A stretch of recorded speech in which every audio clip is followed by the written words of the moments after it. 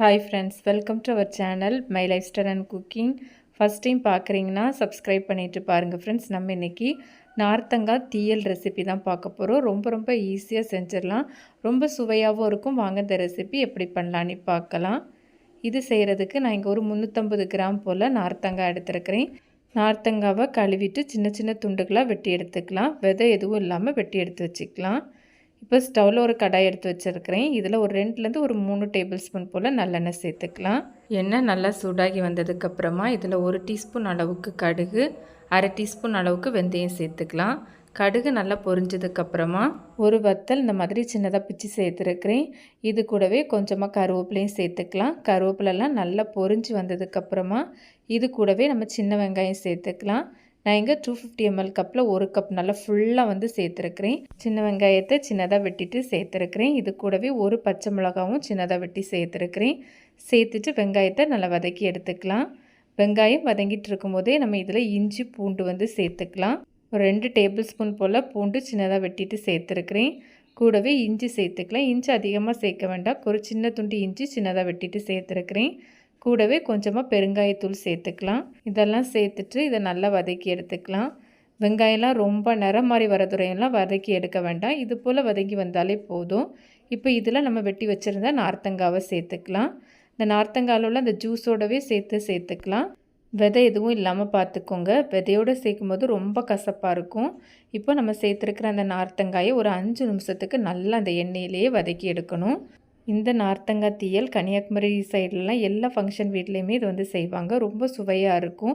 வீட்டிலையே நம்ம ரொம்ப ஈஸியாக செஞ்சிடலாம். இது போல் நல்லா வதக்கி எடுத்ததுக்கப்புறமா இப்போ இதில் புளி தண்ணி சேர்த்துக்கலாம். நான் இங்கே ஒரு லெமன் சைஸ் அளவுக்கு புளி ஊற வச்சு நல்லா கரைச்சிட்டு சேர்த்துருக்கிறேன். சேர்த்து நல்லா கலந்து எடுத்துகிட்டு இப்போ நமக்கு நார்த்தங்காய் வேகிறதுக்கு தேவையான அளவு தண்ணி சேர்த்துக்கலாம். நான் இங்கே 1.5 கப் அளவுக்கு தண்ணி சேர்த்துருக்கிறேன். நீங்கள் உங்கள் தேவைக்கு தக்கன சேர்த்துக்கலாம். தீயல் கொஞ்சம் லிக்விடாக கொஞ்சம் தண்ணியாக இருக்கிற பிடிக்கும்னா தண்ணியோட அளவு கொஞ்சம் அதிகப்படுத்திக்கலாம்.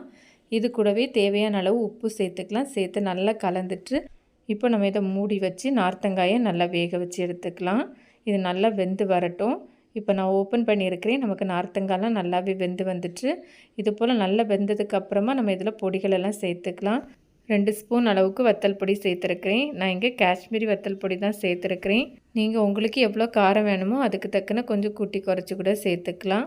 நம்ம ஏற்கனவே வத்தல் பச்சை மிளகாலாம் சேர்த்துருக்குறோம், நல்லா பார்த்து சேர்த்துக்கோங்க. கூடவே ஒரு 1.5 ஸ்பூன் அளவுக்கு சாம்பார் பொடி சேர்த்துக்கலாம். 1/2 ஸ்பூன் அளவுக்கு மல்லிப்பொடி சேர்த்துருக்கிறேன். இதெல்லாம் சேர்த்துட்டு நல்லா கலந்து எடுத்துக்கலாம்.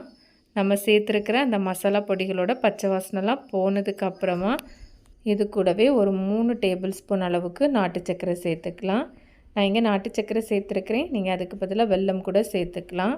நீங்கள் உங்கள் இனிப்பு சுவைக்கு தக்கன கொஞ்சம் கூட்டி குறைச்சி கூட சேர்த்துக்கலாம்.